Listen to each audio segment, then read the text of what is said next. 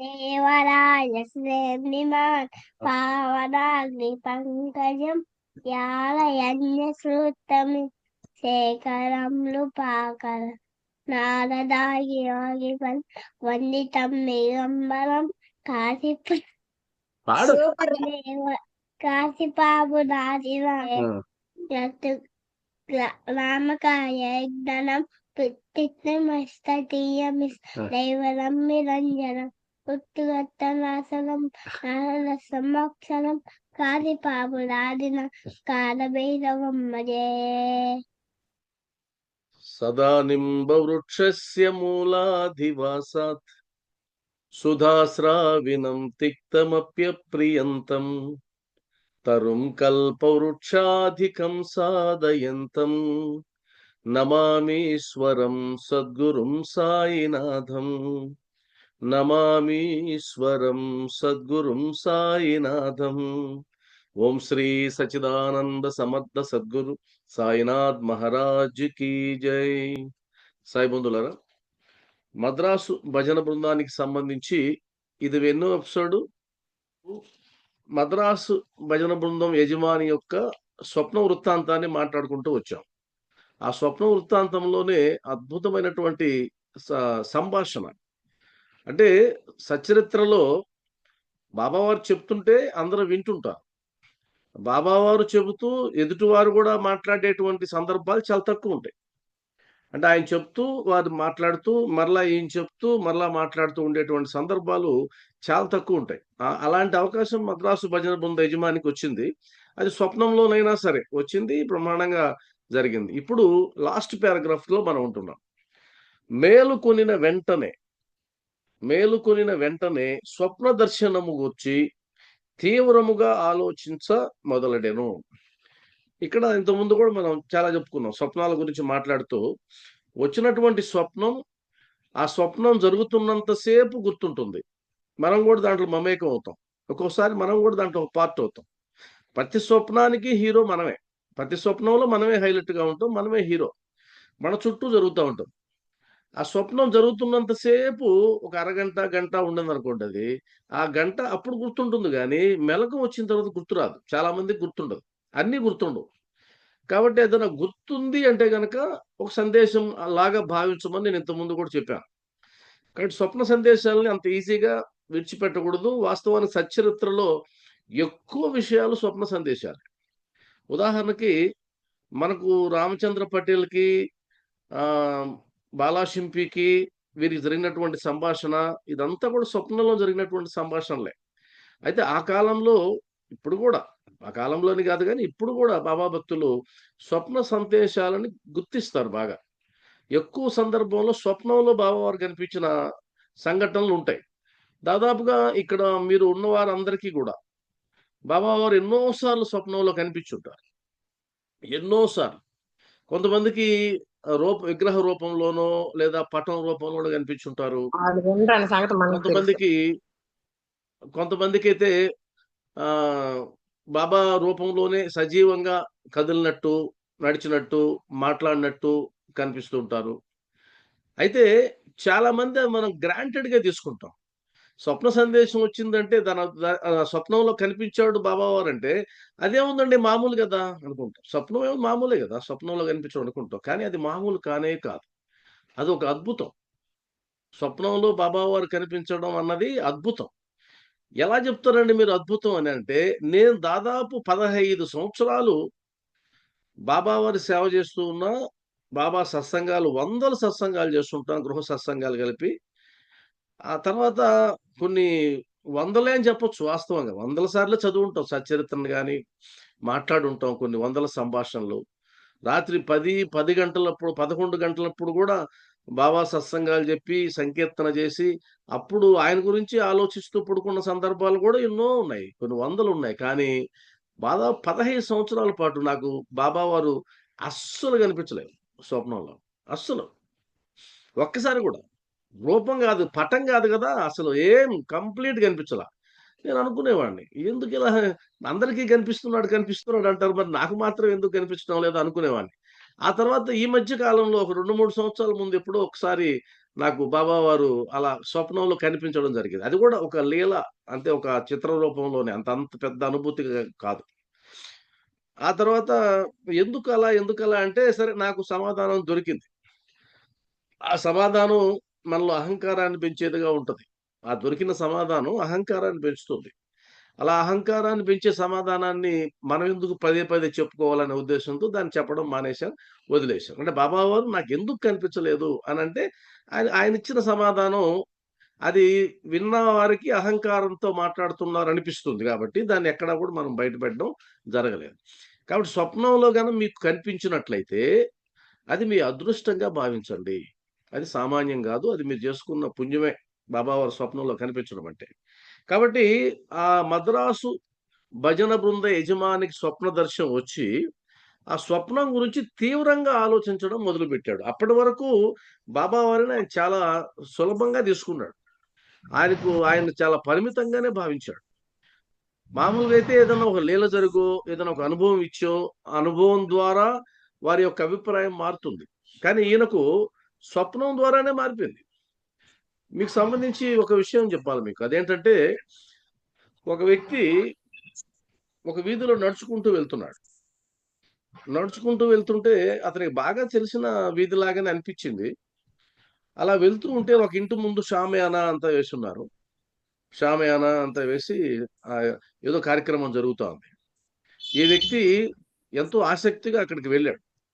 అక్కడికెళ్ళి ఏం జరుగుతుందో పరిశీలించాడు. అక్కడ ఎవరో చనిపోయారు. ఆ చనిపోయినటువంటి వ్యక్తికి సంబంధించిన వాళ్ళందరూ ఏడుస్తున్నారు. ఈయన అందరిని పరిశీలించాడు. పరిశీలిస్తే ఒక పెద్దావిడ ఏడుస్తా ఉంది. "నన్ను ఈ వయసులో ఒంటరిని చేసి ఎళ్ళిపోయావురా! నాకు ఏం సమాధానం చెప్తావురా? నన్నెవరు చూసుకుంటార్రా ఈ వయసులో? నాకెవర్రా దిక్కు" అని ఏడుస్తా ఉంది. ఆ పక్కనే ఆ చనిపోయిన వ్యక్తి భార్య అనుకుంటా. ఆమె ఏడుస్తా ఉంది. "ఇద్దరు బిడ్డల్ని నా నెత్తిన వేసేసి, ఊరంతా అప్పులు చేసి, ఇప్పుడు నీ పాటికి నువ్వు వెళ్ళిపోయినావు. నా గతేంటి" అని ఆమె పెద్దగా ఏడుస్తుంది. బిడ్డలిద్దరిని దగ్గరకు తీసుకొని. ఇటువైపు చూస్తే కొంతమంది అతని స్నేహితులు అనుకుంటా వాళ్ళు మాట్లాడుకుంటున్నారు. వాళ్ళేం మాట్లాడుకుంటున్నారంటే, "ఈడు నా దగ్గర అప్పు చేశాడు, నీ దగ్గర అప్పు చేశాడు, ఊరంతా అప్పులు చేశాడు. వీడు సడెన్‌గా చనిపోయినాడు. ఈ అప్పంతా ఎవరు తీరుస్తార్రా మనకు" అని వాళ్ళు మాట్లాడుకోవడం విన్నాడు. ఇటు సైడ్ చూస్తే ఇంకొంతమంది ఏం మాట్లాడుకుంటున్నారంటే, ఊరికి పడ్డ శని వదిలిపోయింది. వీడు ఎంత దరిద్రుడు. రోజు తాగి గొడవలకొచ్చేవాడు. ఈరోజు మన ఊరికి పట్టినటువంటి శని పోయిందని చెప్పి వాళ్ళు మాట్లాడుకుంటున్నారు. అప్పుడు ఈ వ్యక్తి పరిశీలించి చూసి, అసలు ఆ వ్యక్తి ఎవరో, చనిపోయిన వ్యక్తి ఎవరో గాని పరమ దుర్మార్గుడిలాగున్నాడు. ఇంతమందిని ఇబ్బంది పెట్టినటువంటి ఆ వ్యక్తిని నేను చూడాల్సిందే అని చెప్పి దగ్గరికెళ్ళి ముసుగు కప్పి ఉన్నటువంటి ఆ వ్యక్తి యొక్క ముసుగుని తీశాడు. తీస్తే ఆ వ్యక్తి ఎవరో కాదు, ఇతనే. ఇతనే అక్కడున్నాడు శవం రూపంలో. ఇదేంటి ఇదంతా నా గురించా వీళ్ళందరూ మాట్లాడుకున్నది అని అనుకోని ఒక్కసారి అరే! ఇంత దుర్మార్గుడినా నేను? నేను రేపు చనిపోతే ఇంత దారుణంగా ఉంటుందా? అనుకున్నాడు. దిగ్గున మెలకువ వచ్చింది. మెలకువ వచ్చి చూస్తే అదంతా కల. ఇప్పుడు చూసిందంతా కల. ఆ కల అతని జీవితాన్ని మార్చేసింది. అంటే రేపు నేను ఒకవేళ చనిపోతే, నా అమ్మ ఇలా బాధపడుతుంది, నా భార్య ఇలా బాధపడుతుంది, నా స్నేహితులు ఇలా అనుకుంటారు, నా ఊరు ఇలా అనుకుంటుంది. ఇదొక బతుకేనా? ఛీ! ఇలా ఉండకూడదని అతనిలో పరివర్తన అనేది వచ్చింది. కాబట్టి స్వప్నాలు అని అనుకుంటాం గానీ, అది ఒక్కొక్క సంకేతాలు వాస్తవానికి. 2 రకాలుగా మన హృదయంలో ఉండేటువంటి ఆ బాధలు, ఆ లోపల దాగి ఉన్నటువంటి కోరికలు, తీవ్రంగా నెరవేరనటువంటి కోరికలు ఇవన్నీ స్వప్నం రూపంలో బయటకొస్తాయి. ఇవంతా స్వప్నంలో తీరుతాయి. మన సబ్‌కాన్షియస్ మైండ్ ఏం చేస్తుందంటే, ఆ తీరనటువంటి కోరికలన్నింటిని అది తీర్చుకుంటుంది. అది తీర్చుకొని ఎంజాయ్ చేస్తుంది. ఆ కోరికలు తీర్చేసుకుంటుంది స్వప్నంలో. ఇదొక పెద్ద మ్యాజిక్ అన్నమాట. స్వప్నం అన్నది ఇప్పటి వరకు సైన్స్‌కి అంతుబట్టనటువంటి ఒక కార్యక్రమం. అదొక అంతు పట్టదు. ఎందుకంటే ఎలా వస్తదో తెలీదు. అంత ఇమాజినేషన్ ఎలా వస్తుందో తెలీదు. కాబట్టి స్వప్నం గురించి అది. తర్వాత ఆ విధంగా తీవ్రంగా ఆలోచించిన తర్వాత వాని మనోవైఖరి పూర్తిగా మారి బాబా గొప్పదనమును గ్రహించెను. ఇది మన రిజల్ట్. రిజల్ట్ మనోవైఖరి ఈ పదం గుర్తుపెట్టుకోండి. తెలుగులో యాటిట్యూడ్ అంటాం. యాటిట్యూడ్ తెలుగులో. సుమారుగా ఆ పదం సెట్ అవుతుంది దానికి. మనోవైఖరి అంత సులభంగా మారదు. ఊరకనే మారేది మనోవైఖరి కాదు. అతని యొక్క దృక్పథం మారాలంటే అది చాలా లోతుకు వెళ్లి పరివర్తన జరిగితే తప్ప మారదు. మనం అనుకుంటాం గానీ జనాన్ని చాలా సులభంగా మార్చేయొచ్చని మార్చలేం. ఇప్పుడు ఉదాహరణకి సత్సంగాలు భక్తుల్ని మార్చేస్తాయా అనంటే అదో పెద్ద అబద్ధం. సత్సంగాలు విని మారిపోతారంటే నేను నమ్మను. సత్సంగాలు విని మారే వాళ్ళ శాతం, అంటే మారరంటే పూర్తిగా మారరని చెప్పలేం గానీ, మారే వాళ్ళ శాతం చాలా తక్కువుంటుంది.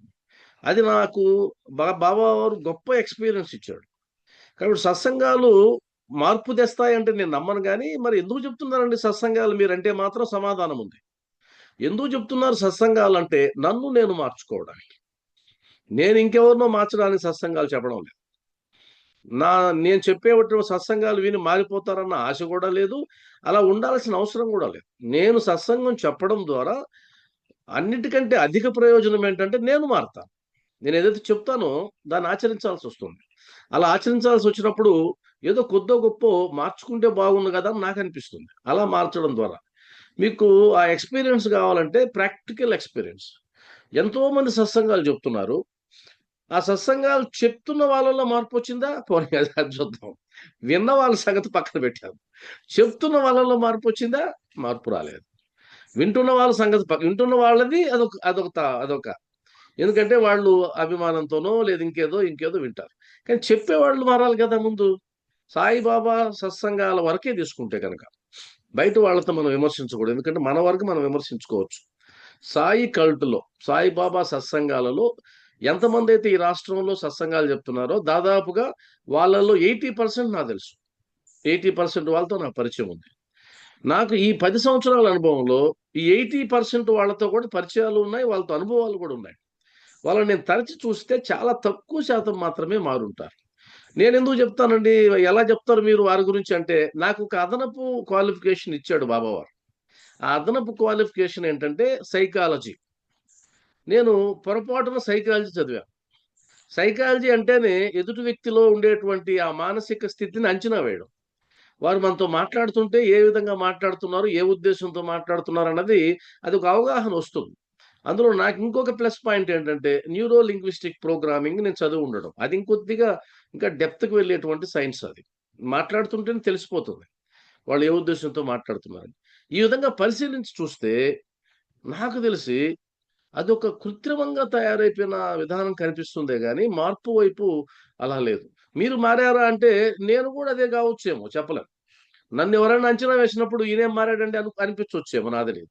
నేను ఇప్పుడు ఒక సంఘటన చెప్తా చూడండి. ఇప్పుడు ఆహ్, ఒక సంఘటన చెప్పాలా? చెప్పకూడదా తెలీదు గానీ, సరే మనమంతా ఒక ఫ్యామిలీ గాబట్టి చెప్తున్నా.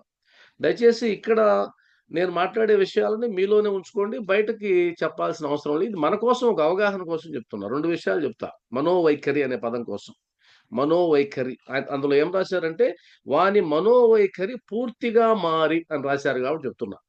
మనోవైఖరి మారుతుందా లేదా అన్న దానికి ఉదాహరణ. ఒకటి నెల్లూరులో నేను రేపు వేసవి సెలవులు ప్రారంభమవుతాయి గదా! ఏప్రిల్ 23 నుంచి. ఆ విధంగా ఒక సంవత్సరం ఏప్రిల్ 23 నుంచి 24 నుంచి ప్రారంభించి దాదాపు సెలవులంతా 51 రోజులు 51 ఇళ్లలో సత్సంగం చెప్పా. ఆ ఒక్క సంవత్సరం. ప్రతిరోజు సత్సంగమే. ప్రతిరోజు ఏదో ఒక ఇంట్లో ఒక్కొక్క అధ్యాయం. 51 అధ్యాయాలు పూర్తి చేశాం. ఆ 51 అధ్యాయాల్లో ఎక్కువ శాతం అధ్యాయాలకి చాలామంది సాయి భక్తులు మన నెల్లూరులో ఉన్నవాళ్ళు ఆటోలు వేసుకొని మరి వచ్చారు. ఆ విధంగా రెగ్యులర్‌గా వచ్చిన వాళ్ళలో 10 మందుంటారు. ఈ 10 మంది ఎంత రెగ్యులర్‌గా 51 అధ్యాయాలు విన్నారంటే ఆశ్చర్యం వేసింది నాకు. ఇంత ఎలా వస్తుందండి వీళ్ళకి శ్రద్ధ అని. తర్వాత 51 అధ్యాయాలు అయిపోయినాయి. బ్రహ్మాండంగా ఉత్సవాలు చేసుకున్నాం అయిపోయింది. అందులో ఒక క్యారెక్టర్ గురించి చెప్తా. ఒక క్యారెక్టర్. ఆ క్యారెక్టర్ అయితే నేను ఊది పెడితే ఆమెకు తలనొప్పి తగ్గిపోయేది. నేను ఊది పెట్టకపోతే ఆమెకు రాత్రంతా నిద్ర ఉండేది గాదు. ఇలాంటి స్టేట్‌మెంట్‌లు ఆమె గుండా వచ్చేటివి నా దగ్గరికి. ఆమె వచ్చి ఊది పెట్టించుకొని మరీ పోయేది. టెంపుల్‌లో ఉన్నప్పుడు. ఒకరోజు నేను ఒకరి దగ్గరికి వెళ్తే, ఆ భక్తురాలతో మాట్లాడుతూ ఉంటే ఆమన్నది, "సార్ పలానా ఆమె మీకు బాగా పరిచయం గదా!" అంటే, "ఆ! అయ్యో! భలేవాళ్ళమ్మ. ఆమెకు నేనంటే ఎంత నమ్మకం. ఆమె ప్రతిసారి నా దగ్గరకొచ్చి ఊది పెట్టించుకొని పోతుంది. ఆమెకి నేనంటే చాలా విశ్వాసం అమ్మా. అలాంటి గొప్ప భక్తురాలు. ఆమె పక్కపక్కే నవ్వింది. ఎందుకమ్మా నవ్వుతున్నావు అంది. లేదు సార్ మీరు నిజమేనా మీరు చెప్పేది? మీరంటే ఆమెకు చాలా అభిమానమా? అంటే, "ఆ! భలే అభిమానం అమ్మా" అని. సరే ఒక్క 2 నిమిషాలు టైం ఉందా మీకని? ఏందమ్మా? నేను ఫోన్ చేస్తాను ఆమెకు. స్పీకర్ ఆన్ చేస్తాను. మీరేం బాధపడరు కదా! అని. నేనేం బాధ స్పీకర్ ఫోన్ చేసి స్పీకర్ ఆన్ చేశాను. "అక్క ఎలా ఉన్నారు?" అని మాట్లాడుతూ, ఏంటి ఆ కర్లపూడి కృష్ణయ్య గారు సత్సంగాలకి మీరు వెళ్తూ ఉన్నారంటే" అని ఆయన బా చెప్తాడక్క అనని. మీరు నమ్మరు 3 రోజులు ఏడ్చా నేను. 3 రోజులు ఏడ్చా. దారుణంగా ఏడ్చా. కుళ్ళి కుళ్ళి ఏడ్చా 3 రోజులు. ఆమె మాట్లాడిన మాటలకి. ఇంత దుర్మార్గంగా ఉంటారా వీళ్ళు? ఎలా అసలు ఎలా ఎలా సాధ్యమవుద్ది ఇలా మాట్లాడడానికి? అసలు ఆమెకి నాకు ఎలాంటి సంబంధం లేదు. ఆమె ఆమె ఇంకా 4, 5 సంవత్సరాల్లో చనిపోయే ముసలామె. ఆమెతో ఆమెకింత దారుణమైనటువంటి చీడుంది మనసులో అనుకున్నా. అన్ని అబద్ధాలు చెప్తా ఉంది. ఆ! వాళ్ళు అట్టాంటి మనుషులు, ఇట్టాంటి మనుషులు చెప్తా ఉంది. అంతా అయిపోయిన తర్వాత బాధపడి నేను పక్క రోజు వాళ్ళ ఇంటికెళ్ళి "అమ్మా మీరిలా మాట్లాడారు నాకు బాధేసిందనన్నా." "నేనా? నేను మాట్లాడానా? ఎవరితో అండి?" ఇంకా దారుణమైన బాధ. అమ్మా మీరు మాట్లాడారు. నేను స్పీకర్‌లో విన్నానంటే, మీరు పలికిచ్చండి ఎవరో. ఎవరో మీకు అబద్ధాలు చెప్పారన్నాను. ఇలా ఉంటారు భక్తులు. ఇలా ఉంటారు. అంటే 51 అధ్యాయాలు విన్నటువంటి భక్తుల్లో ఆమె మనోవైఖరి మారలేదు. అంత దారుణంగా ఉంటారు. అలాంటి వాళ్ళతో గూడా మనం కలిసి ప్రయాణం చేయాల్సినటువంటి పరిస్థితి వస్తుంది. అందువల్ల మనోవైఖరి మారిపోతుందంటే అంత సులభం గాదు. ఈరోజు ఒక సత్సంగానికి వేరే వాళ్ళు నేను రావాల్సిన సత్సంగం అది. నేను పోవాల్సిన సత్సంగానికి నేనంటే పడనటువంటి ఒక వ్యక్తి ఆపిచ్చాడు నన్ను. ఆపిచ్చాడు. "అయ్యా! కర్లపూడి కృష్ణ గారొస్తే సత్సంగం బాగుంటుంది.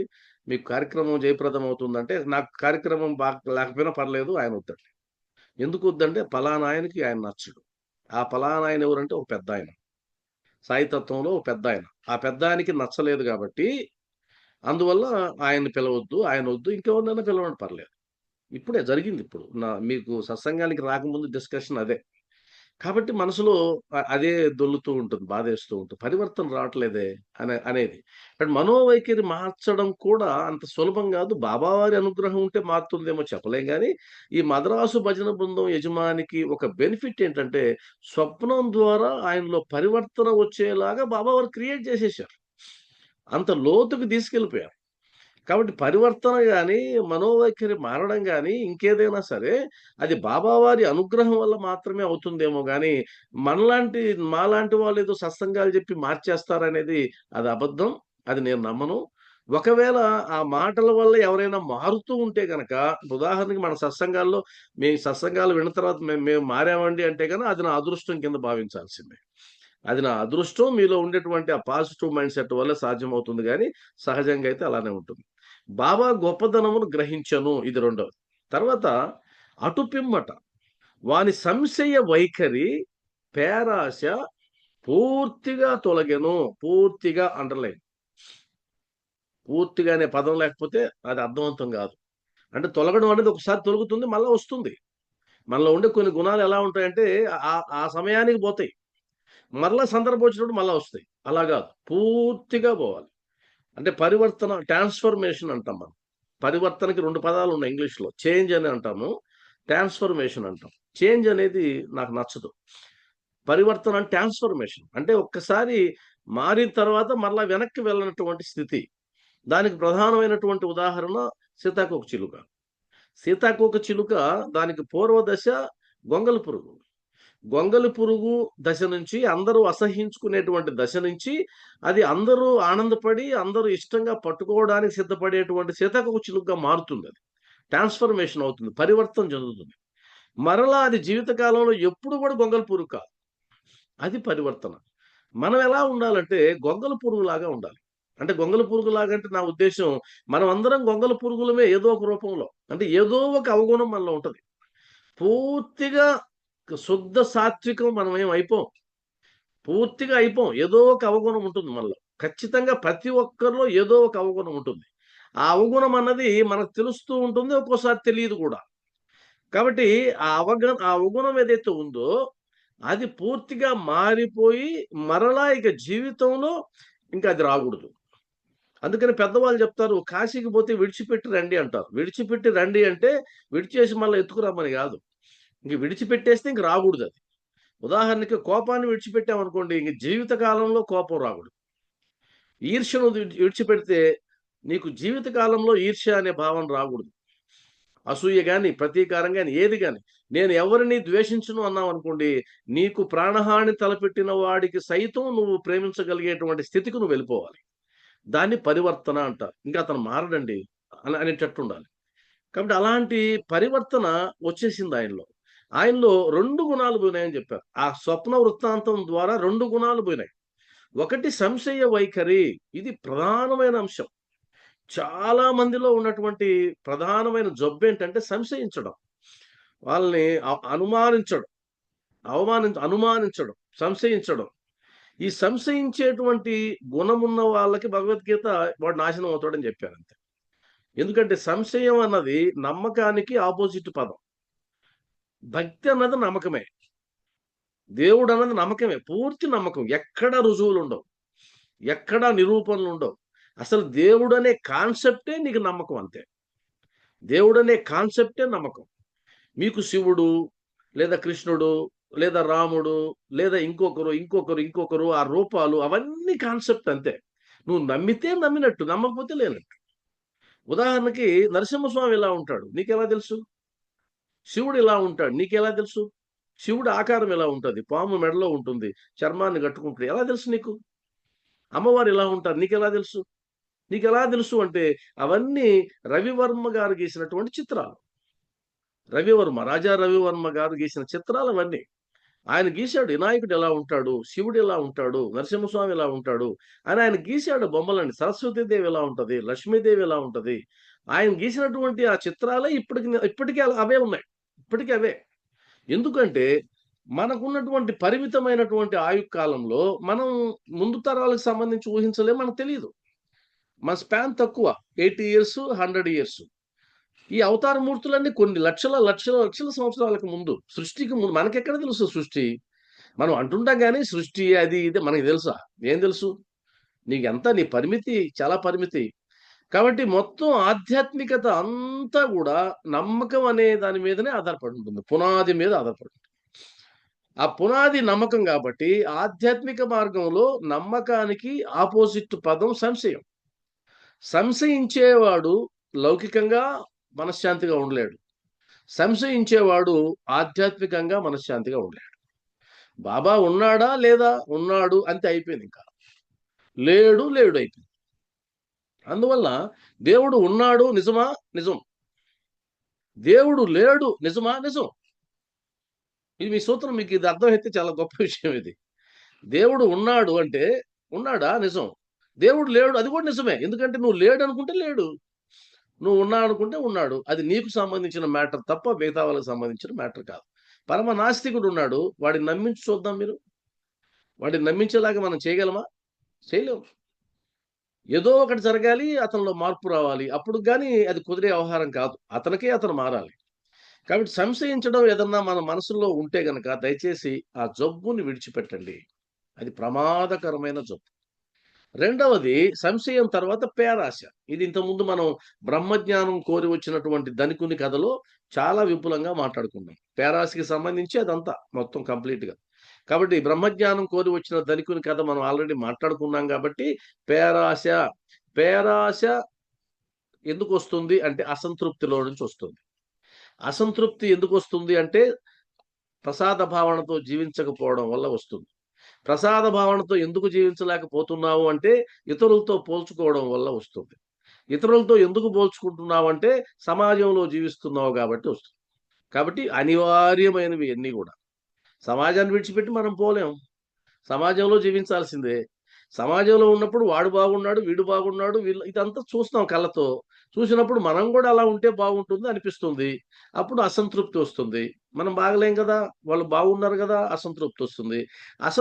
అసంతృప్తి వచ్చినప్పుడు ఈర్ష్య, అసూయ ఇవన్నీ పుట్టుకొస్తాయి. ఈ ఈ పిల్లకాకులన్నీ అక్కడి నుంచే పుట్టుకొస్తాయి.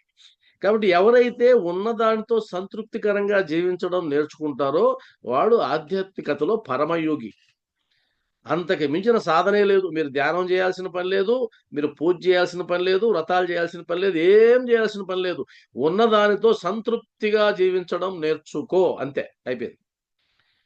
అంటే మనకు పెద్దవాళ్ళు చెప్తున్నారు. అంటే ఉన్న మంచంలోనే కాళ్ళు ముడుచుకొని పడుకోవడం, లేదా చాపలోనే కాళ్ళు ముడుచుకొని పడుకోవడం అనేదేదో సిద్ధాంతం ఉంది. ఒక సూత్రం. అంటే ఉన్నదాంతోనే జీవించడం. ఉన్నదాంతోనే జీవించడం. ఇంకా అంతకు మించిన యోగితనం లేదు. యోగి తత్వం అది ఉన్న దాంట్లో.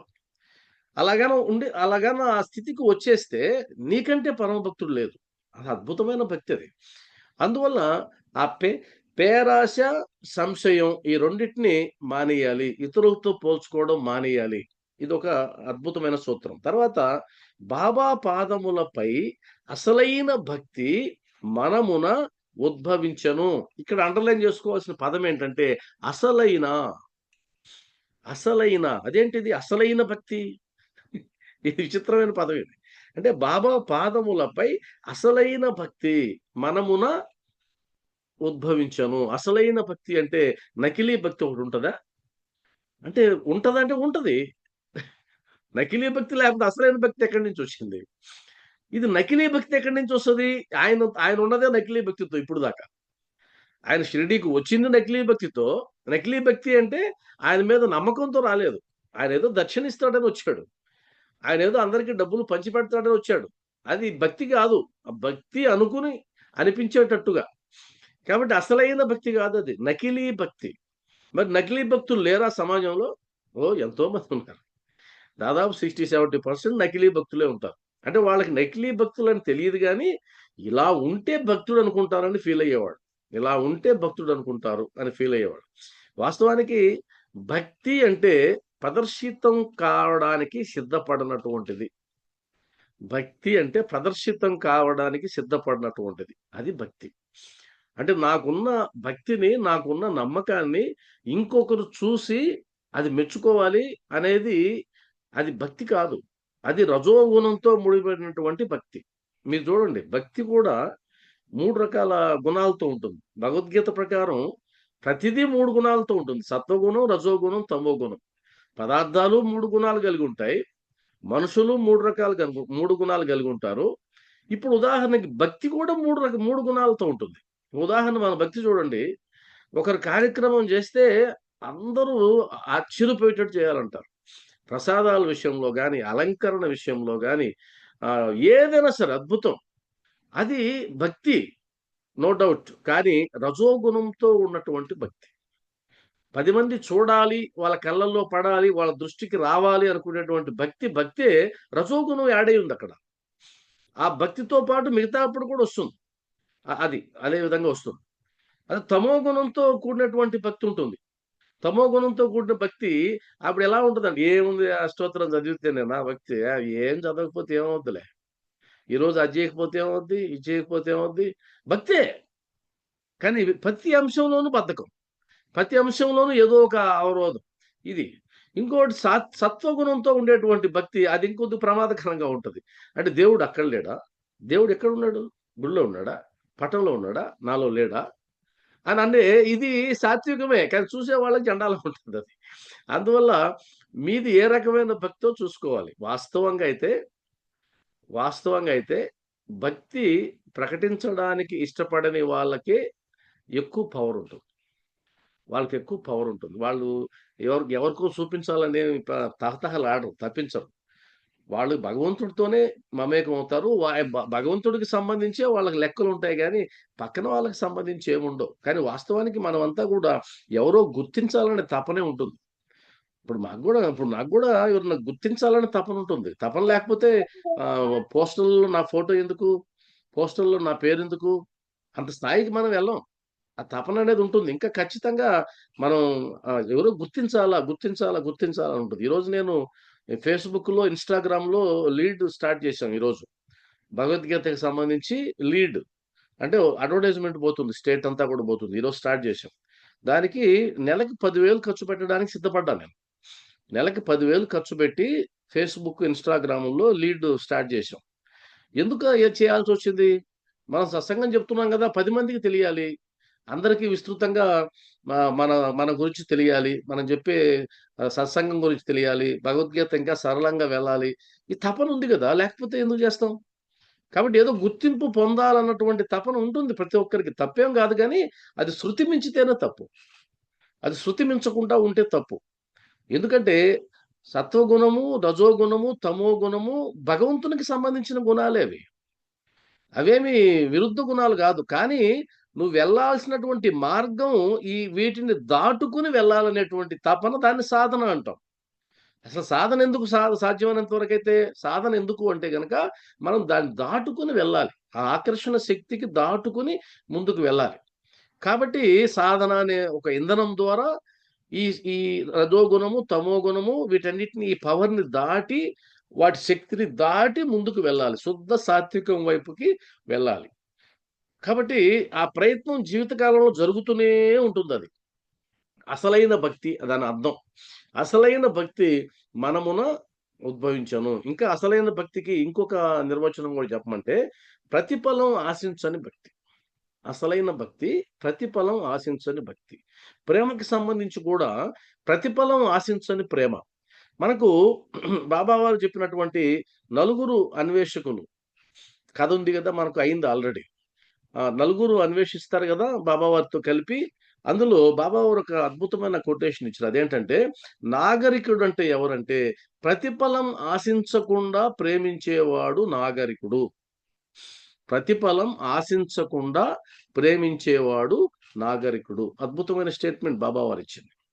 కాబట్టి ఈరోజు ఇక్కడ గూడా అసలైన భక్తి అంటే ప్రతిఫలం ఆశించనటువంటి భక్తి. ప్రతిఫలం ఆశించకూడదు అంటే, ప్రతిఫలం ఆశించకుండా ఏం చేస్తామంటే, అలా నువ్వు చేయగలిగినప్పుడే నిజమైనటువంటి నమ్మకం ఆయన మీద ఉన్నట్టు. కాబట్టి శ్యామ గారి స్టేట్మెంట్‌ని మనం గుర్తు తెచ్చుకుంటే, నేను ఒక పుస్తకంలో చదివాను. అది ఏ పుస్తకమో నాకు గుర్తులేదు. మరలా రెండోసారి తిరగేద్దామంటే అది నాకు దొరకల. అది మీకు ఎవరికైనా తెలిసుంటే నాకు మెసేజ్ చేయండి. అంటే బా శ్యామ వారు చివరి దశలో ఉన్నప్పుడు, శ్యామ వారు చివరి దశలో ఉన్నప్పుడు, శ్యామ గారి భార్య ఆయన పాదాల దగ్గర కూర్చొనున్నప్పుడు ఆమె అడుగుతుందట. "అయ్యా! మీరు బాబా వారికి చాలా దగ్గర గదా! మీరు స్నేహితులు గదా! మరి బాబా వారు మీకేదైనా ఆధ్యాత్మిక రహస్యం జెప్పాడా? ఏదన్నా తరించడానికి ఉపాయం జెప్పాడా? లేదా ఇంకేదైనా మంత్రం జెప్పాడా? అసలు బాబా వారు ఎలాంటి వారని" ఏదో అడిగిదట. అప్పుడు ఆయనన్న మాట నాకు గుర్తున్నంత వరకు, "నేను నా జీవిత కాలంలో బాబా వారిని ఇది ఇమ్మని అడగలేదు. ఎందుకంటే, నేను ఇమ్మంటే ఇచ్చేవాడు కాదు బాబా. నేను అవసరమైన, నాకిష్టమైంది కోరితే నేను అడిగిందంతా ఇచ్చేవాడు కాదు బాబా. నాకు అవసరమైంది నన్ను తరింపజేసేది, నన్ను ఉద్ధరింపజేసేది, నేను అడక్కపోయినా ఇచ్చేవాడు బాబా. కాబట్టి ఆయన అడగాల్సిన అవసరం ఏముంది? నేనెప్పుడూ ఆయన్నేది అడగలేదు" అని అన్నాడట. అప్పుడు మంత్రం ఏదన్నా చెప్పాడా అని అంటే, నాకెందుకు మంత్రం? ఆయన నా కళ్ళ ముందు ఎప్పుడూ కనిపిస్తూ ఉంటాడు. నేను ఆయన్ని చూడని సందర్భం ఏంటి? నేను ఆయన నేను కనిపించకుండా ఉన్న సందర్భం ఏంటి అనంటే, ఇప్పుడు ఈ గదిలో ఎవరున్నారు అంటే, నేను నువ్వే గదా! అంటే, పిచ్చిదానా నాతో నా బాబా ఉన్నాడు. నా బాబా చూస్తున్నాడు. నా బాబాను చూస్తూనే నేను కన్నుమూస్తున్నాను అని చెప్పి ఆయన కన్నుమూశాడని నేను చదివా ఎక్కడో మళ్ళా నాకది ఆ గ్రంథం గుర్తురాలా నాకు దొరకల. కాబట్టి ఇంతకుముందు నేను చెప్పినట్టు నీకు భిన్నంగా ఉంటే గదా! నీకు స్వప్నంలో వస్తాడు. నీ హృదయంలోనే ఉన్నప్పుడు నీకు భిన్నంగా ఎలా కనిపిస్తాడు? అనేది ఆ సిద్ధాంతం గూడా. అదే సిద్ధాంతం. ఇప్పుడు బాబా వారిని మనం మర్చిపోయేదెప్పుడు? మనకు దూరమయ్యేదెప్పుడు? మనకు ఆయన మనం ఆయన కోసం తప్పించే ప్రతి క్షణం ఆయన మనతో ఉన్నట్టే గదా అర్థం. ప్రతి క్షణం ఆయన మనతో ఉన్నట్టే. కాబట్టి ఇదొక అద్భుతమైనటువంటి సూత్రం. అది అలాంటి ప్రేమ మనకుండాలి. ప్రతిఫలం ఆశించనటువంటి ప్రేమ. ఎందుకు ఆశించడం? ఇవ్వాల్సింది ఆయనే ఇస్తాడు. ఇవ్వకూడదంటే చచ్చినా ఇవ్వడు. మరి అలాంటి ఆయన దగ్గర మన పప్పులేం ఉడుకుతాయి? బా అలా ఇలా ఏంటే కాదు. కాకపోతే మనం మనిషిగా మనం కొన్ని తత్వాలతో పుట్టాం కాబట్టి అడగడం అనేది మన మన అభిప్రాయం అంతే అడుగుతాం. బాబా ఇది చెయ్యి, అది చెయ్యి అడుగుతాం. అడగడం అనేది తప్పని గాదు ఉద్దేశ్యం. అడగందే అమ్మాయినా పెట్టదంటారు గదా! అడగాలి. కానీ అడిగేటప్పుడు అడగడం వరకే నీ పని. యుద్ధం చెయ్యొద్దని అనలేదు. యుద్ధం చెయ్యి. కానీ యుద్ధం చేయడం వరకే నీ ఉద్దేశ్యం అంతే. నీ పని ఆడ వరకే. కర్మ జేయడం వరకే నీ నీకు అధికారం ఉంది. ఆ తర్వాత నీకు అధికారం లేదు. బాబా నాకు ఈ సహాయం జెయ్యి. మంచిది అడుగు. కానీ ఆ సహాయం ఎందుకు చేయవు? నువ్వు చేయలేకపోయావు. ఈ తర్జన భర్జనలేం వద్దు. అడగడం వరకే ఆడ వరకు సరిపోతుంది. అది అక్కడి వరకు. అసలైన అనే దానికి అదొక అర్థం. అసలైన. తర్వాత ఆ దృశ్యం ఒక స్వప్నమే గాని, అందుగల ప్రశ్నోత్తరములు చాలా ముఖ్యమైనవి. నిజమే కదా అది. సామాన్యమైన ప్రశ్నోత్తరాలా అవి? గుర్తుండిపోవాలి జీవితకాలం. అవి అద్భుతమైనటువంటి ప్రశ్నోత్తరాలు. కర్మ సిద్ధాంతానికి సంబంధించి అంతకు మించిన క్లారిటీ ఏముండదు. కర్మ సిద్ధాంతానికి సంబంధించి అద్భుతమైన క్లారిటీ ఇచ్చినటువంటిది అది.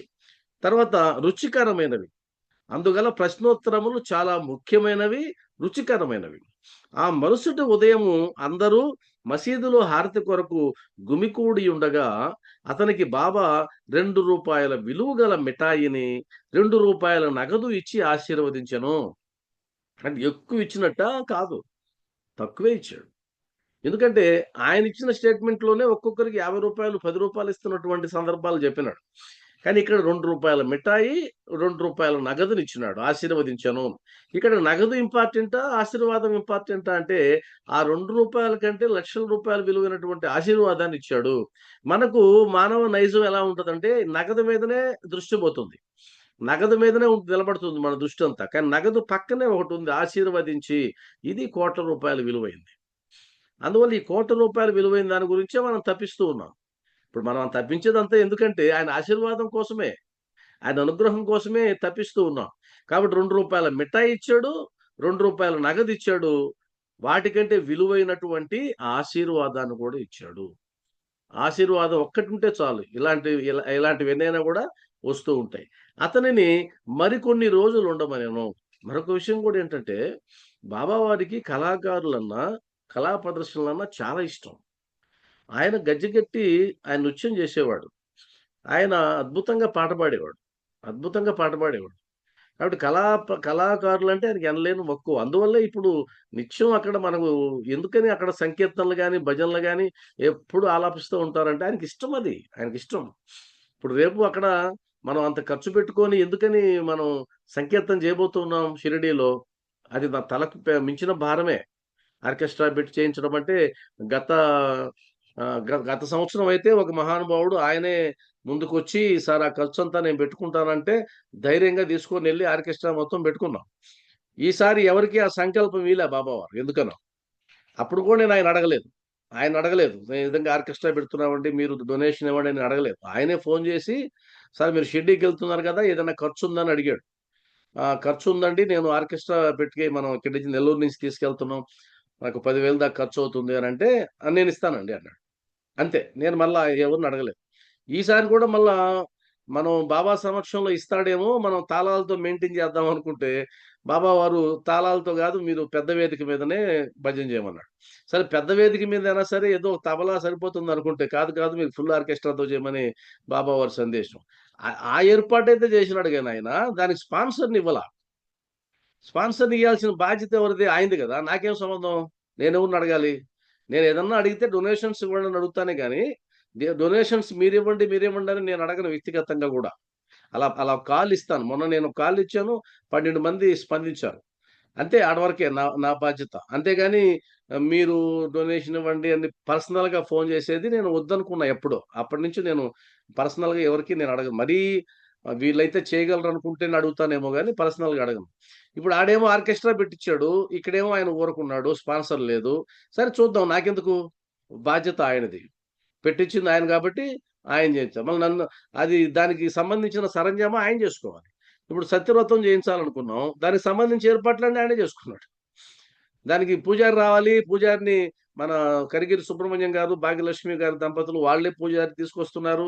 వాళ్ళే వారి టికెట్లు బుక్ చేసినారు.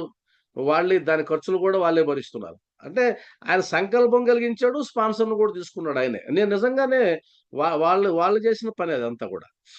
కాబట్టి ఇదంతా ఆశీర్వాదం అనేది నేను ఇంతకుముందు కూడా చెప్పాను సత్సంగంలో. మీకు గుర్తుందో లేదో, బాబా నుంచి 2 గావాలి ఒక కార్యక్రమం చేసినప్పుడు. ఆ రెండిట్లో ఒకటి అనుమతి, 2 ఆశీర్వాదం. ఈ 2 గావాలి. అనుమతి అంటే ఆ కార్యక్రమాన్ని చేయవచ్చునా? చేయకూడదా? అని అడిగినప్పుడు అనుమతి. ఆ కార్యక్రమం నిర్విఘ్నంగా జరగడానికి ఆశీర్వాదం. కాబట్టి అనుమతిస్తే సరిపోదు. అనుమతిస్తే ఆయన చూసుకుంటాడని ఏం లేదు.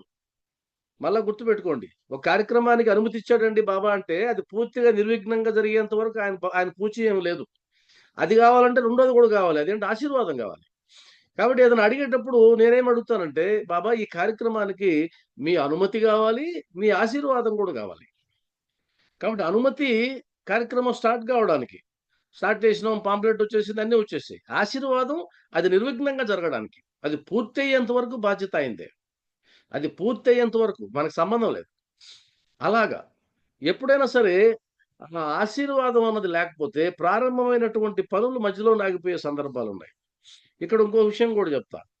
కొన్నిసార్లు మనం బాబా వారిని అర్థం చేసుకోవడం ఫెయిల్ అవుతుంటాం. ఉదాహరణకి, బాబా నాకు ఇల్లు కొనుక్కోవాలి, నాకు ఇల్లు కట్టుకోవాలని ఉందని కోరాం. ఆయన అనుమతిచ్చాడు. అనుమతిచ్చిన తర్వాత నువ్వు ఎక్కడ ఇల్లు కట్టుకోవాలి, ఎలాంటి ఇల్లు కట్టుకోవాలి, ఏ ఎలా ఏ విధంగా ఉండాలి, ఇదంతా కూడా ఆశీర్వాదం కిందకొస్తది. నేను ఒక భక్తురాలు దగ్గరికెళ్ళి మోసపోయి దెబ్బతిన్నా. దెబ్బతిని వాళ్ళ ఇంటికి నన్ను పిలిస్తే, ఆ ఇల్లు ఒక చుట్టూ ఉన్నటువంటి కొన్ని ఫ్యాక్టరీలు లేదా ఇంకేదో చుట్టూ దుమ్ము, ధూళి ఉండేటువంటి ప్రాంతం. వాళ్ళు అద్దాలు కట్టుకున్నారు. అద్దాలు లేకుంటే అక్కడ ఉండలేరు. ఒక్క క్షణం గూడా ఉండలేరు. అలాంటి ప్రదేశంలో ఇల్లు కట్టుకున్నారు. వెళ్ళాం. మేము వెళ్లి ఆతిథ్యం కోసం వెళ్తే, "బాబావారు ఇచ్చారండి ఈ ఇల్లు" అన్నదామె. ఎంతో ప్రేమతో. నేను "ఇవ్వలేదండి బాబావారు" అన్నా. మన నోరు గమ్మున ఉండదు గదా! "అదేంటి? ఎందుకు ఇవ్వలేదంటే" బాబావారు ఇచ్చే పనైతే ఆయనకి తెలీదా ఇంత డిస్టర్బెన్స్ ఉంటుందని చుట్టూ? ఈ విధంగా దుమ్మొస్తుంది, పొట్టొస్తుంది, మనం జీవించడానికి వీలు పడదు, ఫ్రెష్ ఎయిర్ రాలేదు, చుట్టూ గ్లాసులు బిగించుకోవాలని ఆయనకి తెలీదా? అంత అమాయకంగా ఉంటాడా బాబావారు? కాబట్టి బాబావారు నీకిది ఆశీర్వాదం ఫలంగా ఇవ్వలేదు. ఎందుకివ్వలేదు అంటే ఆయనకు తెలుసు నీకలా ఇవ్వడు. ఈ మాట అన్నందుకు నేనక్కడ పగైపోయా. పగైపోయి ఇక మాది కట్ అయిపోయింది. ఆధ్యాత్మిక సంబంధం కట్ అయిపోయింది. మరి కట్ అయిన దానికి నేనేం బాధపడడంలే. నా మనసులో ఉన్నది చెప్పడమే నాకొచ్చింది. నేను వాళ్ళు ఇష్టపడతారా? వాళ్ళు ఇష్టపడరా? వాళ్ళని మెప్పించడానికి ఆ భజన చేసే మనస్తత్వం మనకు లేదు. అది మనకు చేత గాదు కూడా. అది మనకు చేత గాదు గూడా. ఆ భజన చేసే మనస్తత్వం మన చేత గాదు. ఇది ఇలా సాగుతూ ఉంది. ఇది ఎంతవరకు సాగినా ఇలానే సాగుతుంది. అంటే నాకు అర్థమైనటువంటి విషయాన్ని చెప్పడానికి వాళ్ళేదైనా అనుకుంటారేమో అని మాత్రం నేను అనుకోను. వాళ్ళేమన్నా అనుకుంటారేమో అని మాత్రం నేను అనుకోను. ఖచ్చితంగా అమ్మా నమస్కారం అమ్మా. మీరు ఎవరో ఓకే. మీరేమంటారంటే నన్నేదైనా మీరు సలహా అడిగారనుకోండి, ఆ సలహా అడిగితే గనక మీరేదన్నా బాధపడతారని నేను నా మనసులో ఉన్నది చెప్పకుండా మానను. 100% మనసులో ఉన్నదే చెప్తా. మీరు బాధపడినా, బాధపడకపోయినా, మీరు కట్ ఆఫ్ అయినా నాకిబ్బంది లేదు. కాబట్టి ఆ విధంగా ఒక్కోసారి మనం భ్రమపడతాం. బాబావారు ఇచ్చారనుకుంటాం. కానీ అలా కాదది. ఆయన ఇచ్చాడంటే నా ఉద్దేశ్యం ఎలా ఉంటుందంటే, బాబావారు అనుగ్రహించారు అంటే 100% పర్ఫెక్ట్‌గా ఉంటుంది. ఆయన్ని మనం తక్కువ అంచనా వేయలేం. ఆయనకి తెలియంది ఇది తెలీదేమో అనేది లేదు. 100% తెలుసు. ఎందుకంటే మీరు గమనిస్తూ ఉండండి. ఇప్పుడు బాబా మార్గంలో మనం అందరం ఉన్నాం. మనకెప్పుడైనా ఇదేంటి బాబావారు ఇలా చేశారే? ఇలా చేయకూడదే? ఈయనకి తెలీదా అని అనిపిస్తదా మనకెప్పుడన్నా? అంటే ఆయన నిర్ణయాల పట్ల మనకేమన్నా సంశయ భావన ఉంటదా? 100% ఉండదు. బాబావారు అంత ఆయన త్రికాలజ్ఞులు అంటున్నాం గదా మనం. కాలాయ నమః, కాలకాలాయ నమః, కాలదర్ప దమనాయ నమః అంటున్నాం గదా! అంటే కాలాన్ని జయించినటువంటి వాడు త్రికాలజ్ఞుడు. ఆయనకి భూత, భవిష్యత్, వర్తమానాల మీద పట్టుంది. ఇలా మనం పొగుడుతూ, ఆయన ఈ విషయం తెలీదండి బాబావారు ఇది పొరపాటుగా ఇచ్చారని మనం ఎలా అంటాం? సమస్యే లేదు. అలా ఇచ్చే అవకాశమే లేదు. మనం అలా పొరపాటుగా అర్థం చేసుకుంటాం. అందువల్ల ఎప్పుడైనా మనం గుర్తుపెట్టుకోవాల్సింది ఏంటంటే, ఏదైనా మీరు ఈ పైన మీరు కోరేటప్పుడు ఈ పదాన్ని జోడించి మరీ కోరండి. బాబా, ఈ కార్యక్రమాన్ని నేను ప్రారంభిస్తున్నాను. మీ అనుమతి కావాలి, మీ ఆశీర్వాదం కావాలి. ఇంత స్పష్టంగా అడగాలని అడగొచ్చు. నేను అభిప్రాయం కోసం చెప్తున్నా.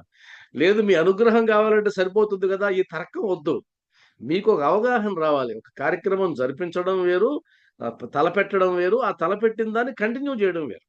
ఉదాహరణకి ఒక సంకల్పం జరిగింది. ఒక యాత్ర చేయాలని సంకల్పం కలిగింది. బాబా ఈ యాత్ర చేయవచ్చునా అని అడిగావు. ఆ! చేయొచ్చు అని నీకు ఏదో పిలుపొచ్చింది చేశావు. మరి యాత్ర కొనసాగినంత సేపు ఆయన ఉండాలి కదా నీతో పాటు. అప్పుడు ఆయన ఆశీర్వాదం. బాబా ఈ కార్యక్రమం నిర్విఘ్నంగా జరగడానికి మీ ఆశీర్వాదాన్ని మాకివ్వండి. మీరు కనిపెట్టుకొని ఉండండి. మాతో తోడు మీరు నడిచి రండి. మా యాత్ర పూర్తయ్యేంత వరకు మీరు నా తోడుగా ఉండండి. ఏదైనా ఇబ్బందులొస్తే మీరే నన్ను ఆదుకోండి. ఇదంతా గూడా భక్తిలో అదొక పార్ట్ అది. కాబట్టి ఆశీర్వాదం ఈ పదం వచ్చింది కాబట్టి చెప్తున్నా. అతనిని మరికొన్ని రోజులు ఉండమనెను. అతనిని బావ ఆశీర్వదించి ఇట్లనియే. ఆశీర్వదించి ఇట్లా అన్నాడు. ఇది అద్భుతం. అల్లా నీకు కావలసినంత డబ్బునిచ్చును. నీకు మేలు చేయును. ఇప్పుడు ఆయనకేమొస్తది? నువ్వేమిచ్చావయ్యా డబ్బు? రూ. 2 ఇచ్చి, రూ. 2 చేతిలో పెట్టి, అల్లా నీకు కావలసినంత డబ్బిచ్చును. నీకు మేలు చేయును అంటే అది ఆశీర్వాదం. ఆశీర్వాదం. వాస్తవానికి బాబా వారి నుంచి డబ్బు తీసుకున్న వాళ్ళు చాలా తక్కువ మంది. చాలా తక్కువ మంది. అక్కడ ఆయన చుట్టూ ఉన్నవాళ్ళు కొంతమంది మాత్రమే ప్రత్యక్షంగా ఆయన నుంచి డబ్బు రూపంలో బెనిఫిట్ తీసుకున్నారు. వాస్తవానికి ఆయన పేరుతో కోట్ల రూపాయలు సంపాదించిన వాళ్ళున్నారు. ఇప్పుడు బాబా దగ్గరికెళ్ళి 4,00,00,000, 10,00,00,000 ఉండేటువంటి ఒక ఆభరణాన్ని ఆయనకిచ్చారు అంటే దాని అర్థం బాబా వారు నాకిచ్చిన దాంట్లో నేను ఆయనకిస్తున్నాననేదే కదా భావన. అంటే అర్థమేంటి? ఆయనకిచ్చాడు. ఆయనకిచ్చిన దాంట్లో ఆయన కొంత ఇస్తున్నాడు. ఇప్పుడు మనకేమనిపిస్తుంది? అన్ని కోట్ల రూపాయల నగలా? అనిపిస్తుంది గదా! ఈరోజు భారతదేశంలో వెంకటేశ్వర స్వామి తర్వాత అంత వైభవం ఉన్నటువంటి వాడు షిరిడీ సాయినాథుడు. ఆదాయపరంగా గూడా. ఆదాయంలో గూడా వెంకటేశ్వర స్వామి ఫస్ట్ ఉన్నాడు. సెకండ్ ప్లేస్‌లో బాబావారే ఉన్నారు. అంత ఆస్తులు ఇంకెవరికీ లేవు. అన్ని కోట్ల రూపాయల ఆస్తులు లేవు. మరి ఈళ్ళు ఏ ఉద్దేశ్యంతో ఇస్తున్నారు? ఏ ఉద్దేశ్యంతో ఇస్తున్నారంటే, ఇది నాకు బాబావారిచ్చారు. బాబావారు నాకిచ్చిన దాంట్లో నేనిస్తున్నాను. అదే గదా! మనకు ఆలోచన అదే గదా! నాకివ్వకపోతే నేనేమిస్తాను? నేనేమి ఇవ్వలేను. అందులో అప్పు చేయమంటావా? అప్పు చేయడం ఆయనకిష్టం లేదు. మార్వాడి దగ్గర రూ. 15 అప్పు తీసుకొని షిరిడీ దర్శనం చేశాం. ఇది నీకు ఫలించునా అన్నాడు. మార్వాడి దగ్గర రూ. 15 అప్పు తీసుకొని షిరిడీకొస్తేనే ఆయన తిట్లు తిట్టాడు. ఇంక అప్పు చేసుకొని ఆయనకి దర్శనం ఇమ్మన్నారా ఎవరన్నా? లేదు. అప్పు చేసి దక్షిణ ఇవ్వాల్సిన పని లేదు. అప్పు చేసి డొనేషన్ ఇవ్వాల్సిన పని లేదు. అవసరం లేదు. అలా ఇమ్మని కూడా ఎవరు అడగాల్సిన పని లేదు. ఇవ్వాల్సిన అవసరం కూడా లేదు. బాబా వారు నాకిచ్చారు అని మనం అనుకుంటే, నాకిచ్చిన దాంట్లో ఇదిగో అయ్యా నీకు తిరిగిస్తున్నాను అని అనేది దానం. అనేదే డొనేషన్. అనేదే విరాళం. మరి అతిథి మర్యాదలకు మారిపోతుంది. అతిథికి నీ దగ్గర లేకపోయినా పెట్టాలి. అది వేరు మళ్ళా. మీ ఇంటికి ఒక అతిథొచ్చినప్పుడు, నా దగ్గర లేదండి, నాకు దేవుడు ఇవ్వలేదు అని అనకూడదు. అతిథి వచ్చినప్పుడు నువ్వు తినే పదార్థాన్నైనా సరే అతిథికి పెట్టాలి. నువ్వు చెయ్యాలి. ఇంకా దారుణంగా ఉంది. ఇంకా కొన్ని సందర్భం వచ్చినప్పుడు చెప్తాను గానీ, అతిథి మర్యాద జేయడానికి నీ శీలాన్ని పణంగా పెట్టి, ఆ షావుకారి దగ్గర సరుకులు తెచ్చి ఉన్నా కూడా, నేను బాధపడేవాడిని కాదు అన్నటువంటి ఒక మాట మీరు విన్నారో లేదో నాకు తెలీదు. సందర్భం వచ్చినప్పుడు చెప్తా. అంటే ఒక పరమ భక్తుడు తన భార్యతో అన్న మాట, ఆ షావుకారి దగ్గరికి వెళితే ఏమన్నాడు అంటే, ఆ షావుకారి నా శీలాన్ని పణంగా కోరాడు అంటే, నీ శీలాన్ని ఆయనకు ఇచ్చి, నువ్వు సరుకులు తెచ్చి, ఈ అతిథిని గౌరవించుంటే నేను సంతోషించేవాడిని అని ఒక పరమ భక్తుడు అన్న మాట మనకు జీర్ణం కాదు. మనం జీర్ణం చేసుకోలేం. మన వల్ల కాదది. కాబట్టి అతిథికి సంబంధించి మరలా అది వేరు. అతిథికి సంబంధించి నీ దగ్గర ఉన్నదైనా పెట్టియమన్నారు. నీ దగ్గర ఉన్నది పెట్టమన్నాడు. లేదా భిక్షమెత్తైనా పెట్టమన్నాడు. అది వేరే విషయం. కాబట్టి దానం అయితే మాత్రం గుర్తుపెట్టుకోండి. దానం బ భగవంతుడు నీకిచ్చిన దానికి సంతృప్తి చెంది, నువ్వు మరలా ఇవ్వవలసింది. డొనేషన్ రూపంలో, విరాళం రూపంలో. అవసరం ఉన్నప్పుడు ఇది రాదు మళ్ళా. అవసరానికి సంబంధించి ఇది రాదు. అవసరమైనప్పుడు ఇంకోటి కూడా సంకల్పం చేసి ఒక వ్యక్తి యొక్క అవసరం తీర్చడానికి 10 మంది నుంచి సహాయం తీసుకొనైనా సరే ఆ అవసరాన్ని తీర్చాల్సిన బాధ్యత ఉంది. దీన్నే మనం డిస్క్రిమినేషన్ అంటాం. విచక్షణ అంటాం. ఒక సూత్రాన్ని ఒక రకంగానే అప్లై కాదది. ఒక్కొక్క రకంగా అప్లై అవుతుంది. సందర్భాన్ని బట్టి మారిపోతుంది. ఈ సందర్భంలో ఇలా అన్నారు కదా అనేది కుదరదు. సందర్భాన్ని బట్టి మారిపోతుంది. అయ్యా నువ్వు ఎవడికి సహాయం చేయబడలేదు. నీ నీ నీ దారి నువ్వు చూసుకోవయ్యా అంటే అర్థం ఎవడన్నా చనిపోతూ ఉంటే నీ దారి నువ్వు బొమ్మని కాదు అర్థం. ఎవడన్నా చనిపోతూ ఉంటే వాడికి సహాయం చేయాలి. అప్పుడు వచ్చినప్పుడు ఈ సూత్రాన్ని అక్కడ పెట్టుకోకూడదు. ఈ కన్‌ఫ్యూజన్‌లోకి రాకూడదు. గుర్తుపెట్టుకోండి. కాబట్టి అల్లా నీకు కావాల్సినంత డబ్బు ఇచ్చును నీకు మేలు చేయను. అతనికచ్చట ఎక్కువ ధనము దొరకలేదు అని కూడా రాశారు. ఆయన ఆశించినటువంటి ధనం దొరకలేదు. తర్వాత కానీ అన్నింటికంటే మేలైన వస్తువు దొరికెను. అదే బాబా ఆశీర్వాదము. చూడు ఎంత అద్భుతంగా రాశారు. అన్నిటికంటే విలువైనది ఆశీర్వాదం. అందువల్లనే ఆకలితో ఉన్నప్పుడు అన్నం పెట్టేవాళ్ళు ఆకలి తనకు తానుగా తీర్చుకోవడానికి అవసరమైనటువంటి జ్ఞానాన్ని ఇచ్చేవాళ్ళు ఎవరు గొప్ప అని అంటే ఏం చెప్తారు? ఎక్కువ మంది కామన్‌గా అన్ని దానాల్లో అన్నదానమే గొప్ప అంటాం. ఏ ఏ అది ఏ ఏ సందర్భం వాడు తృప్తి చెందుతాడనే ఒక సందర్భం తప్పితే మనకి ఇదొకటి ఉంది. అదేంటంటే ఆకలిగున్నవాడికి అన్నం పెడితే ఆ పూట వరకే వాడు ఉపశమిస్తాడు. ఆ అన్నం ఎలా సంపాదించుకోవాలో నేర్పిస్తే, ఆ జ్ఞానాన్ని వాడికిప్పిస్తే వాడు జీవితకాలం ఆకలి లేకుండా ఉంటాడు. అదే జ్ఞానం. కాబట్టి అన్ని దానాల్లో అన్నదానం గొప్ప అన్నది తప్పని నా ఉద్దేశ్యం కాదు గానీ, మనం దాన్ని కాస్త సవరించుకున్నట్లయితే అన్ని దానాలలో జ్ఞానదానమే గొప్ప దానం. ఎందుకంటే ఆ జ్ఞానాన్ని సంపాదించడం ద్వారా అతను తన ఆకలిని తనే తీర్చుకునేటువంటి ఒక ఉపాయాన్ని నేర్చుకుంటాడు. లేదంటే జీవితకాలం అతని ఆకలి ఇంకొకరి దయాదాక్షిణ్యాల మీద ఆధారపడి ఉంటుంది. ఇది మనం కోరుకోవలసినటువంటి విషయం కాదు. అంటే నీకు పుణ్యం రావడానికి, నీకు పురుషార్థం రావడానికి ఎవడో ఒకడు ఆకలితో మాడాలి. ఆకలితో మాడినోడికి నువ్వు వెళ్లి పొట్లాలు ఇవ్వాలి. ఆ పొట్లాలు ఇవ్వడం ద్వారా నువ్వు సంతృప్తి చెందాలి అనేది అది ఒక పరిమితమైనటువంటి భావనే తప్ప అది విశాలమైనటువంటి భావన కానే కాదు. మీరు ఎంత బాధపడ్డా కూడా విశాలమైన భావన ఏంటంటే బాబా వాడి ఆకలిని వాడు తీర్చుకునేలాగా వాడికి ఏదో ఒక సహాయం చేయవయ్యా. నీ ఆశీర్వాదాన్ని ఇవ్వవయ్యా. నీ అనుగ్రహాన్ని ఇవ్వవయ్యా. ఎంతకాలం నాలాంటి వాళ్ళ మీద ఆధారపడతాడు? నేనిచ్చే ప్యాకెట్ మీద ఎప్పుడెప్పుడు ఆయన వస్తాడా? ప్యాకెట్ తీసుకొని వస్తాడా? నా ఆకలి నింపుతాడా? ఇది కాదయ్యా అనేటువంటి కోరిక కూడా కోరాలి మనం ఒకవేళ ప్యాకెట్ ఇచ్చినా కూడా. అంటే నీ పుణ్యం కోసంగా ఇంకొకడు బలహీన స్థితిలో ఉండాలని మనం కోరుకోకూడదు. నీ పుణ్యం కోసం. అంటే నాకు పుణ్యం రావాలంటే అన్నదానం చేయాలి. అన్నదానం చేయాలంటే అన్నం కోసం అలమటించేవాడు ఉండాలి. నాకు పుణ్యం రావాలంటే వస్త్రదానం చేయాలి. వస్త్రదానం చేయాలంటే వస్త్రాలు లేనివాడు ఒకడు ఉండాలి. ఇదే మనం కోరుకోవాల్సింది. లోకా సమస్త సుఖినో భవంతు అనేది కదా మన ఫిలాసఫీ. అందరూ సుఖంగా ఉండాలి గాని ఎవడో ఒకడు సుఖం లేకుండా నిత్య దారిద్ర్యంలో ఉంటే నాలాంటి వాడెళ్ళి సహాయం చేసి ఆ పుణ్యాన్ని నేను సంపాదిస్తాననేది అది ఎక్కడి భావన అది? అది వాస్తవంగా సంకుచిత భావనే. అలాగని చెప్పి మళ్ళీ పూర్తిగా వాళ్ళు కూడా ఆపేయమని కాదు. మళ్ళీ ఇక్కడ విచక్షణ ప్రయోగించాలి. మరి ఆకలితో ఉన్నప్పుడు ఆకలి తెరాలి కదండీ! ఇదొద్దు. ఆకలి తీర్చండి. తీర్చే సమయంలో ఒక కోరికలా కోరండి. నేను మొన్న భగవద్గీత చెప్పినప్పుడు చెప్పా గదా! ఆ సుశర్మ యొక్క కథలో ఆ సుశర్మ అతను బలహీనుడైపోయి అతను చెడు అలవాట్లకెళ్ళి తర్వాత ఎద్దుగా పుట్టిన తర్వాత ఎద్దుగా భారాలు మోసి చనిపోయిన తర్వాత అరే ఈ ఎద్దుకి సద్గతి వస్తే బాగుండు అని సంకల్పం చేశారు కొంతమంది. అందులో వేశ్య కూడా సంకల్పం చేసిందని చెప్పా కదా! అలా సంకల్పం చేసినందువల్లనే పుణ్యం వచ్చి మళ్ళా ఆయన బ్రాహ్మణ కుటుంబంలో పుడతాడు. అది సంకల్ప బలం. ఒక బలహీనుడు నీ దగ్గరకొచ్చినప్పుడు, ఒక బిచ్చగాడు నీ దగ్గరకొచ్చినప్పుడు, ఆ బిచ్చగాడి ఆ జోలిలో నువ్వేదైనా వేస్తూ ఉన్నప్పుడు, బాబా వీడికి ఇప్పుడైతే నేను వేయగలుగుతున్నాను గానీ, అతని జీవితాన్ని నువ్వు మార్చవయ్యా.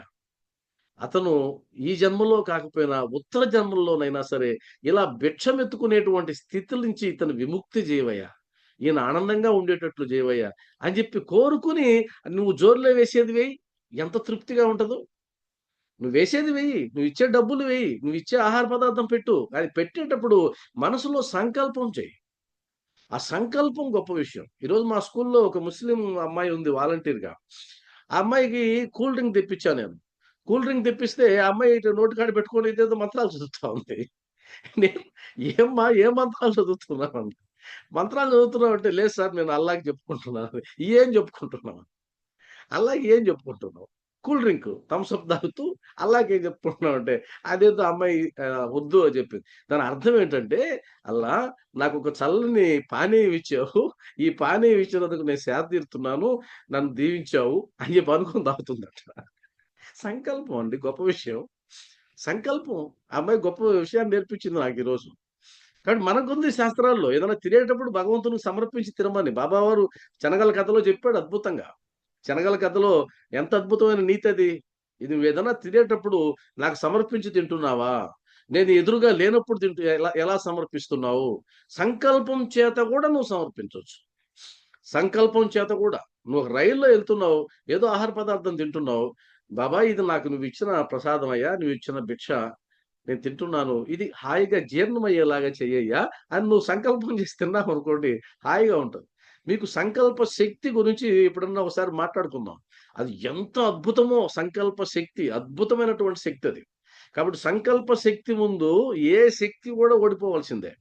నువ్వు సంకల్పం ఇలా అంటుంటారు సినిమాల్లో చూస్తుంటాం చూడండి మనం. మహర్షులు ఇలా చేయబెడుతుంటారు సంకల్పం.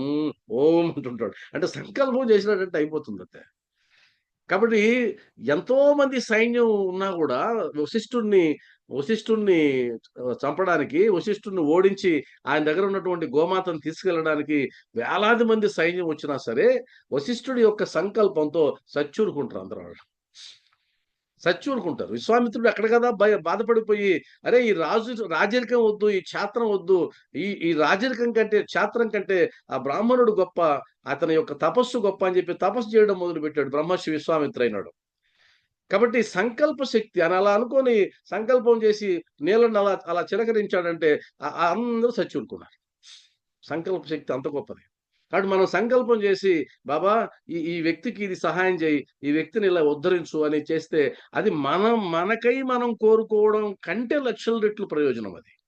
ఎవడైనా సరే నాకు బాగుండాలి, నేను బాగుండాలి, నా కుటుంబం బాగుండాలి బాబా అని కోరుకునే వాడి కంటే కూడా వాళ్ళు బాగుండాలి, నా చుట్టూ వాళ్ళు బాగుండాలి, నా స్నేహితులు బాగుండాలి, వాళ్ళు ఆరోగ్యంగా ఉండాలని కోరుకునే వాడే ఆయనకి ప్రేమ పాత్రుడు. ఆయనేం చేస్తాడంటే వాడు కోరుకున్నటువంటి వాళ్ళందరికంటే కూడా ముందు వీడిని ప్రక్షాళన చేస్తాడు. వీడి సహాయం చేస్తాడు. ఎందుకంటే మంచి బుద్ధి. దాన్ని మనం చిత్తశుద్ధి అంటాం గదా! చిత్తశుద్ధి, హృదయ శుద్ధి, మనోశుద్ధి అంటాం గదా! అలాంటి గొప్ప భావనలు ఎవరికైతే ఉంటాయో వాళ్ళకే భగవంతుడు వశమవుతాడు. ఇంకొకరికి వశం గాడు. కాబట్టి పరోపకారార్థం ఇదం శరీరం. నీకు ఈ శరీరం ఇచ్చింది పరులని నువ్వు కాస్త సహాయపడడానికే అనేది కూడా అద్భుతమైనటువంటి వేదవాక్యం. కాబట్టి సాయి బంధువులారా అన్నిటికంటే మేలైన వస్తువు దొరికెను అదియే బాబా ఆశీర్వాదము. తరువాత ఆ భజన సమాజమునకెంతో ధనము లభించెను. ప్రూఫ్ కూడా ఇచ్చాడిక్కడ. ప్రూఫ్ గూడా. అంటే ఆశీర్వదించాడు. ఆశీర్వాదం వృధా అయిపోయిందా? వృధా కాలేదు. ప్రూఫ్ ఇచ్చాడు. ఆ తర్వాత మద్రాసు భజన బృందానికి ఎంతో డబ్బు భజన సమాజమునకు ఎంతో ధనము లభించెను. వారి యాత్ర కూడా జయప్రదముగా సాగెను. అది కూడా ఆశీర్వాద ఫలితం. ఆశీర్వాద ఫలితంగా డబ్బు వచ్చింది. యాత్ర సజావుగా సాగింది. వారికి ఎట్టి కష్టములు ప్రయాణ మధ్యమును కలగలేదు. ఎందుకంటే ఆశీర్వాదం లభించింది కాబట్టి. అందరూ క్షేమముగా ఇల్లు చేరిరి. వారు బావా పలుకులు, ఆశీర్వాదములు, వారి కటాక్షములచే కలిగిన ఆనందము గూర్చి మనమున చింతించుచుండిరి. చివరికి అదే. అంటే ఏదైతే మనం పొందామో దానిని మననం చేసుకోవడం, దాన్ని గుర్తు చేసుకోవడం, దానిని ప్రసాదించినటువంటి బాబా వారికి కృతజ్ఞత చెప్పుకోవడం. ఇదే మనకున్నటువంటి కర్తవ్యం. అందువల్లే బాబావారు భీమాజీ పాటిల్ యొక్క ఆ వృత్తాంతంలో ఏం చెప్తారంటే, నేను నా భక్తుల నుంచి ఏమీ ఆశించను. కానీ నేను ఆశించే ప్రతిఫలం ఒక్కటే. అదేంటంటే కృతజ్ఞతా భావన అని అంటాడు. బాబాను మన నుంచి ఆశించేది ఒక్కటే కృతజ్ఞతా భావన. అంటే నాకు బాబా వారు ఇది ఇచ్చారు అని కృతజ్ఞతగా ఉండడం అన్నది ఆయన కోరుకున్నాడు. కోరుకోలేదంటే కుదరదు. సచ్చరిత్రలో ప్రమాణం ఉంది. కోరుకున్నాడు. కాబట్టి నేను భక్తుల నుంచి ఏమీ ఆశించను అన్న సందర్భాలు ఉన్నాయి కదా! ఏమీ ఆశించకున్నా కూడా బాబా వారు ఒక్కటి ఆశించారు మన నుంచి. అదేంటంటే కృతజ్ఞత. కృతజ్ఞత ఆశించారు. ఆ కృతజ్ఞత లేనప్పుడు, కృతజ్ఞత ఉన్నప్పుడు అసలు ఆధ్యాత్మిక మార్గమేగా. నేను ఇంతకుముందు కూడా చెప్పాను. బాబా వారికి లేదా భగవంతునికి కృతజ్ఞులమై ఉండాలంటే ఎన్ని విషయాలను కృతజ్ఞత చెప్పాలో అని ఇంతకుముందు కూడా మనం మాట్లాడుకున్నాం. కాబట్టి సాయి బంధువులారా, మనకు మద్రాసు భజన బృందం ఇంకొక ఎపిసోడ్ కూడా వచ్చింది. సంతోషం. ఇది సరిపోదేమో అనుకున్నాను. సరిపోయింది గంట. ఈ ఈ ఈ ఈ రోజుతో మద్రాసు భజన బృందం యొక్క స్టోరీ మొత్తం ముగిసింది. కానీ వాస్తవానికి అదసలు ఎంత ఆనందమైనటువంటి అనుభూతి అండి ఈ కథ. నిజంగా గూడా ప్రతి కథ గూడా మనం ఇప్పటి వరకు చెప్పుకున్న కథలన్నీ కొన్ని రికార్డ్ కాలేదు గానీ, మన దురదృష్టం కొద్దీ, నా దురదృష్టం కొద్దీ కొన్ని రికార్డ్ అయినవి నాకు తెలిసి బాబా వారు మనకు చాలా సమాచారాన్ని ఇచ్చారని నేను అనుకుంటున్నా. మీరు దయచేసి ఎప్పుడైనా సరే మనకు వారానికి 3 రోజులే సత్సంగాలున్నాయి. మరి వేరే వాళ్ళ సత్సంగాల్లో మీరున్నారో లేదో నాకు తెలీదు గానీ, ఒకవేళ మన మన సత్సంగంలోనే మీరు ఉండి మిగిలిన రోజులు ఖాళీగా ఉన్నట్లయితే గనక వాటన్నిటిని మరలా వినండి. మరలా వినండి. యూట్యూబ్ ఛానెల్‌లో వినండి.